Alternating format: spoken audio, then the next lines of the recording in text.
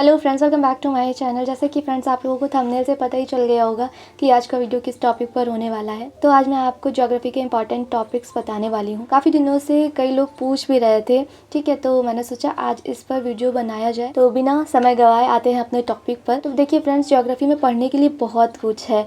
मतलब अगर पढ़ने बैठा जाए तो अब कवर भी नहीं हो पाएगा, क्योंकि टाइम बहुत कम बचा है, ये आप लोगों को भी पता है। तो अब समझदारी इसी में है कि इंपॉर्टेंट चीज़ें पहले पढ़ ली जाए। तो इंपॉर्टेंट टॉपिक्स हैं क्या, देखिए फ्रेंड्स, जो भी प्रीलिम्स और मेंस के एग्ज़ाम हुए हैं आरओ एआरओ के लिए अब तक, मैंने देखा है उसमें कई ऐसे टॉपिक हैं जो बार बार पूछे गए हैं, और एक ही पेपर में एक टॉपिक से एक से ज़्यादा क्वेश्चन भी देखने को मिले हैं।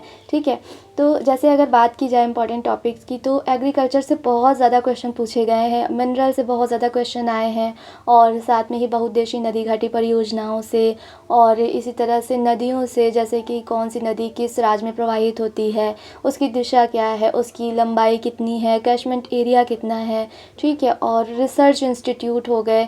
इन सब से क्वेश्चन बहुत ज़्यादा पूछे गए हैं ज्योग्राफी में अगर देखा जाए तो इसको आप ध्यान में रखिएगा, ठीक है। और अभी मैं डिटेल में भी आपको बताऊंगी कि आप इंपॉर्टेंट टॉपिक्स को कहाँ से कवर कर सकते हैं। और इससे पहले मैं आपको बता दूं कि मॉडर्न हिस्ट्री और एंशिएंट हिस्ट्री के लिए इंपॉर्टेंट टॉपिक्स मैंने बताए हुए हैं, तो जिन्होंने नहीं देखा है आप देख लीजिएगा, आपकी काफ़ी हेल्प होगी, उससे आपको समझ में आएगा कि कैसे पढ़ना है। देखिए जब हम स्टार्ट करते हैं तो नहीं पता चलता है कि क्या इंपॉर्टेंट है क्या इंपॉर्टेंट नहीं है। जिसने कई बार पढ़ा है चीज़ें तो उसको ये चीज़ समझ में आती है कि कहाँ से बन सकते हैं क्वेश्चन। तो बस मैं उसी बेस पर आपको बता रही हूँ, ठीक है। और साथ में PYQs भी कराए मैंने हिंदी के, तो आप वो भी देख सकते हैं। तो चलिए आज का वीडियो स्टार्ट करते हैं। तो फ्रेंड्स चलिए देखते हैं कि आरओ एआरओ के एग्ज़ाम के लिए ज्योग्राफी में क्या इंपॉर्टेंट है, कौन से टॉपिक इंपॉर्टेंट हैं। तो पहले बात करेंगे इंडियन ज्योग्राफी की।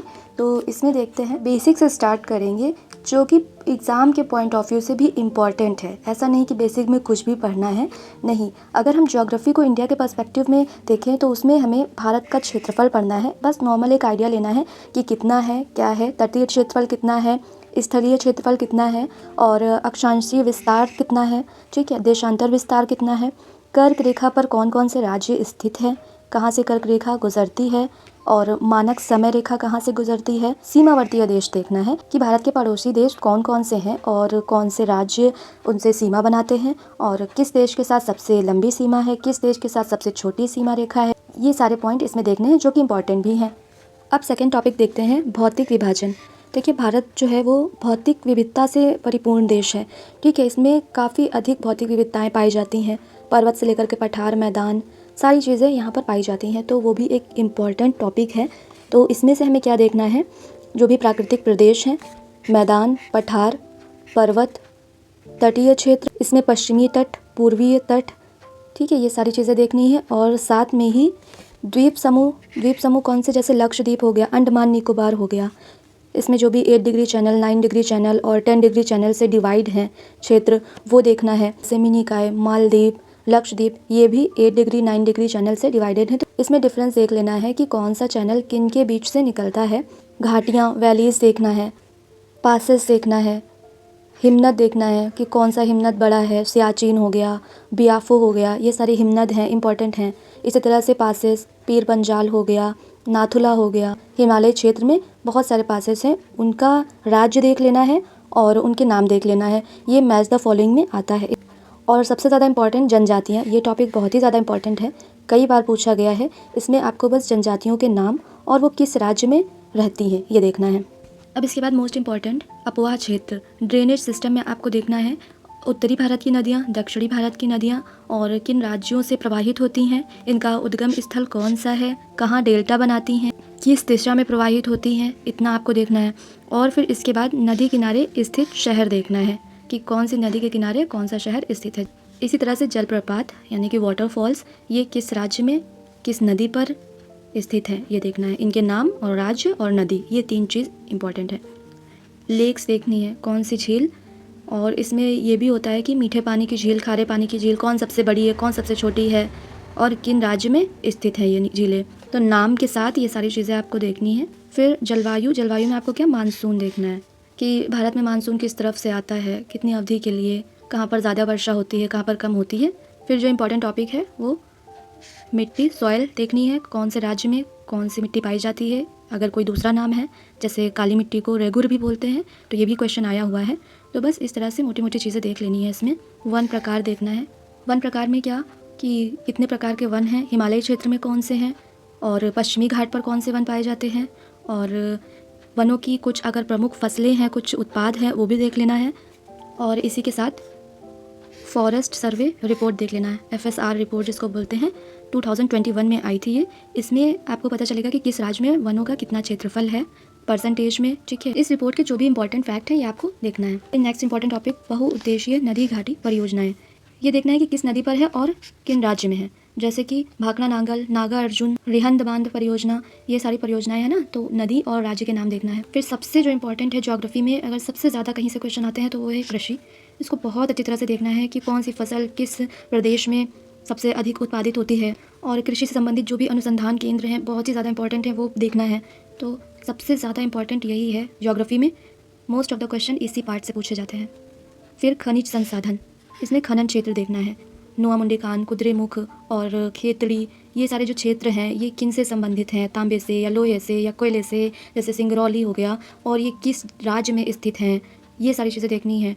तो ये दोनों जो चैप्टर हैं, ये दोनों चैप्टर बहुत ही ज़्यादा इंपॉर्टेंट है ARO के एग्ज़ाम के लिए, और ये तीन बहुत ही ज़्यादा इंपॉर्टेंट है, ठीक है। तो इसको बहुत अच्छी तरह से देखना है। अब एक इंपॉर्टेंट टॉपिक जो पूछा जाता है ऊर्जा संसाधन पर, कि ऊर्जा संसाधन की क्या स्थिति है भारत में। इसमें कुछ आपको डेटा याद करना पड़ेगा जो करंट में हो, और इसमें पारंपरिक और गैर पारंपरिक, कन्वेंशनल और नॉन कन्वेंशनल ऊर्जा के संसाधन और इनका प्रतिशत कितना है।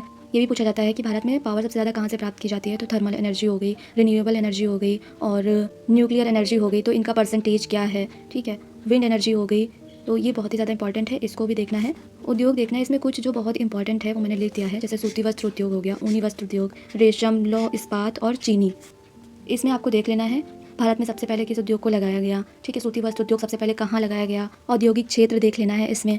फिर ये परिवहन में सड़क परिवहन जो राजमार्ग हैं वो देख लेना है कि कहाँ से कौन सा राजमार्ग निकलते हैं जो इंपॉर्टेंट हैं, जो कि आपको घटना चक्र में मिल जाएंगे, और बंदरगाह, ठीक है। और फिर अनुसंधान केंद्र, ये तो मैंने अभी बताया था आपको कृषि से संबंधित, और बाकी भी जो अनुसंधान केंद्र है वो भी आपको देखना है। ये आपको घटना चक्र पूर्वावलोकन में बहुत आराम से मिल जाएंगे, ठीक है। ये था इंडियन ज्योग्राफी का, जिसमें मैंने आपको बताया कि इन सब में भी सबसे ज़्यादा इंपॉर्टेंट क्या है, कृषि है, एग्रीकल्चर हो गया, ठीक है, और मिनरल डेटा हो गया, और इसके बाद अनुसंधान संस्थान, रिसर्च इंस्टीट्यूट, ये हो गया। और इसके साथ ही जो इंपॉर्टेंट है वो ये कि नेशनल पार्क आपको देखना है, वाइल्ड लाइफ सेंचुरीज देखना है, ठीक है, और टाइगर रिजर्व देखना है। ये भी बहुत इंपॉर्टेंट है कि किस राज्य में कौन सा है, और यूपी के पर्सपेक्टिव में तो बहुत ही ज़्यादा इंपॉर्टेंट है, तो इसको देख लीजिएगा। अब आते हैं वर्ल्ड ज्योग्राफी। देखिए वर्ल्ड ज्योग्राफी से बहुत ज़्यादा क्वेश्चन नहीं आते हैं, बहुत कम ही क्वेश्चन आते हैं ARO में, तो इसलिए जो इंपॉर्टेंट है, जहाँ से अभी तक क्वेश्चन आए हैं, एटलीस्ट उतना तो अच्छी तरह से तैयार कर लिया जाए। तो यहाँ पर देखिए यहाँ पर सबसे पहले सौरमंडल आपको देखना है, सोलर सिस्टम, फिर उसके बाद भूमध्य रेखा, कर्क रेखा, मकर रेखा, tropic of cancer, tropic of capricorn, ठीक है, इक्वेटर, इन सब पर जो स्थित देश हैं वो देखना है। रॉक्स यानी चट्टाने, ज्वालामुखी और देश, जैसे विसुवियस, क्राकाटाओ, फ्यूजियामा, ये सब किन देश में स्थित हैं। इसी तरह से कुछ और भी इंपॉर्टेंट हैं, वो भी देखना है।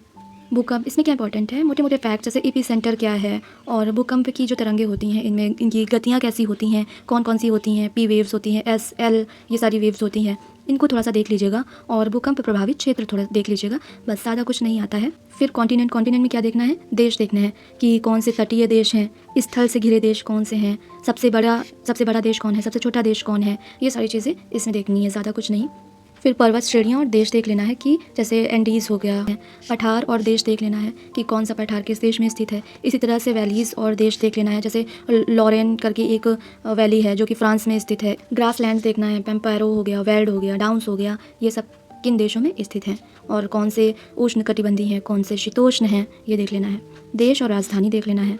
इसके बाद नदी और देश देख लेना है कि कौन सी नदी किस देश में प्रवाहित होती है, जैसे नील, नाइजर, जाम्बेजी, लिम्पोपो, ये सारी नदियां हैं किन देश में प्रवाहित होती हैं। और साथ में सागर देख लेने हैं, कौन कौन से, भूमध्य सागर, लाल सागर, काला सागर, कैस्पियन सागर, इसमें से सबसे बड़ा कौन है, छोटा कौन है, और इनके चारों तरफ स्थित देश देख लेना है, बस इतना ही इंपॉर्टेंट है। फिर नदी के किनारे स्थित शहर देख लेना है, जैसे वाशिंगटन डीसी किसके किनारे स्थित है और लंदन किसके किनारे स्थित है, ये सारी चीज़ें। उद्योगों को देख लेना है, ये किस पर्सपेक्टिव में देखना है कि ये किन नगरों में स्थित है विश्व में, जैसे कि आयरन स्टील हो गया और सूती वस्त्र हो गया, मिल्क इंडस्ट्री हो गया और मीट इंडस्ट्री हो गया, ये सब किन देशों में किन नगरों में स्थित है। लेक्स देख लेना है, सुपीरियर लेक्स हो गई और मिशिगन लेक, ओंटारियो, इरी, ये कहाँ स्थित है, और साथ में ही लेक तुर्काना, टाना और विक्टोरिया लेक, ये जो इंपॉर्टेंट लेक्स हैं वो देख लेना है। और फिर विश्व की जनजातियाँ देखना है, जैसे बहुत सारी जनजातियाँ अफ्रीका कॉन्टिनेंट में पाई जाती हैं, अरब क्षेत्र में पाई जाती हैं, इंडिया में भी पाई जाती हैं। तो इंडिया के पर्सपेक्टिव में तो देखेंगे जब इंडियन ज्योग्राफी पढ़ेंगे, लेकिन वर्ल्ड के पर्सपेक्टिव में भी देखना है, तो ये बहुत ही ज़्यादा इंपॉर्टेंट है, इसको देख लीजिएगा। द्वीप समूह देखना है, द्वीप देखना है, सबसे बड़ा कौन है, छोटा कौन है, कहाँ स्थित है। खनिज संसाधन, ये भी बहुत इंपॉर्टेंट है कि किस देश में तांबा सबसे ज़्यादा होता है, चांदी सबसे ज़्यादा होता है। ऊर्जा संसाधन देख लेना है कि पेट्रोलियम सबसे ज़्यादा कौन सा देश उत्पादन करता है और प्राकृतिक गैस सबसे ज़्यादा कहाँ पाई जाती है, इनका भंडारण सबसे ज़्यादा कहाँ है। इसमें भी अनुसंधान संस्थान देख लेने हैं जो विश्व स्तर पर स्थित हैं। महासागरीय धाराएं, ओशनिक करंट्स, गर्म, ठंडी और किन महासागर में है, नाम के साथ याद कर लेना है, जैसे कि ब्राज़ील की धारा हो गई, फॉकलैंड की धारा हो गई, लेब्राडोर हो गई, गल्फ स्ट्रीम हो गई, ये सारी कुछ इंपॉर्टेंट हैं। इसी तरह से और भी हैं जो देख लीजिएगा आप। पत्तन और बंदरगाह, जैसे रॉटरडम बंदरगाह पर बहुत ज़्यादा क्वेश्चन पूछा जाता है और पूछा भी गया है, तो जो भी इंपॉर्टेंट हैं कुछ विश्व में वो देख लीजिएगा। अंतर्राष्ट्रीय सीमा रेखाएं देख लेनी है, कुछ नाम है जैसे हिडनबर्ग हो गई और 49 डिग्री ऐसे करके, और रेड क्लिफ तो पता ही होगा, मैकमोहन, इस तरह से कुछ जो है उनका देख लेना है कि किन देशों के बीच में है। विश्व के प्रमुख बांध देख लेना है और फिर विश्व में वन संसाधन देख लेना है कि कौन सा वन किन देशों में पाया जाता है, जैसे कुछ उष्णकटिबंधीय वन के बारे में दे दिया क्वेश्चन। और इस तरह के जो क्वेश्चन होते हैं वो थोड़ा सा डिस्क्रिप्टिव होते हैं, कथन और कारण टाइप के होते हैं, तो इसको थोड़ा सा ठीक से ऐसे ही बस पढ़ लीजिएगा। और चक्रवात साइक्लोन कैसे पढ़ना है कि रिसेंटली कौन सा आया है और किस क्षेत्र को प्रभावित किया है, उसका नाम क्या है और उसको नाम ये किसने दिया है। जैसे 2021 में तौकते चक्रवात आया था, उसके बारे में पूछा गया था, तो नाम शायद म्यांमार ने दिया था। तो ये थे इंपॉर्टेंट टॉपिक्स, मैं आपको एक बार और दिखा दे रही हूँ। तो फ्रेंड्स, मैं ये आपको ऐसे दिखा दे रही हूँ एक साथ, ये पूरा इंडियन ज्योग्राफी का इंपॉर्टेंट टॉपिक है, इधर भी कुछ पार्ट है और फिर ये वर्ल्ड ज्योग्राफी के इंपॉर्टेंट टॉपिक्स हैं। अब देख लेते हैं डे 17 और ये 3 नवंबर का टारगेट है ARO का, जो लोग टारगेट के अकॉर्डिंग पढ़ाई कर रहे हैं। इसमें आपको 1 घंटे हिंदी को देना है। विलोम शब्द चल रहा था, तो विलोम शब्द घटनाचक्र पूर्वावलोकन से कंप्लीट कर लेना है, क्योंकि 2 दिन से ऑलरेडी प्रैक्टिस चल रही है विलोम शब्द की, तो आज इसको कंप्लीट कर देना है ताकि कल फिर नेक्स्ट टॉपिक हो। फिर 2 घंटे आपको करंट अफेयर को देखना है, और जो करंट अफेयर का पेज नंबर है वो 118 से लेकर के 123 तक पढ़ना है। ये घटनासार का पेज नंबर है हिंदी मीडियम वालों के लिए। अगर आप इंग्लिश मीडियम के हैं तो घटना चक्र आई वाली आप ले सकते हैं। इसमें जो इंपॉर्टेंट टॉपिक है वो ये कि इसमें यूपी स्पेशल को पढ़ना है, ठीक है। ऑल टॉपिक्स इसके देखने हैं क्योंकि इसमें से कुछ नहीं छोड़ा जा सकता।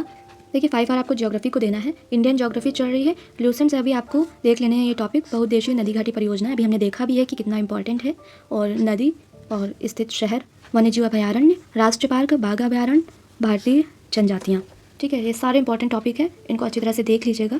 तो फ्रेंड्स, ये थे ज्योग्राफी के इंपॉर्टेंट टॉपिक्स। अगर आप इतना पहले पढ़ लेते हैं तो मैक्सिमम क्वेश्चन आपके फंस जाएंगे। साथ में ही आज का टारगेट भी मैंने आपको बता दिया है। जो लोग इस टारगेट के अकॉर्डिंग स्टडी कर रहे हैं, जो हमारा 100 डेज चैलेंज चल रहा है, ठीक है, वो बताइएगा कि आप पढ़ रहे हैं कि नहीं पढ़ रहे हैं, आपका कवर हो रहा है या नहीं हो रहा है, ठीक है। और अगर वीडियो अच्छा लगा हो तो लाइक शेयर सब्सक्राइब करिएगा। मिलते हैं नेक्स्ट वीडियो में, तब तक के लिए सभी को ऑल द बेस्ट और बाय बाय।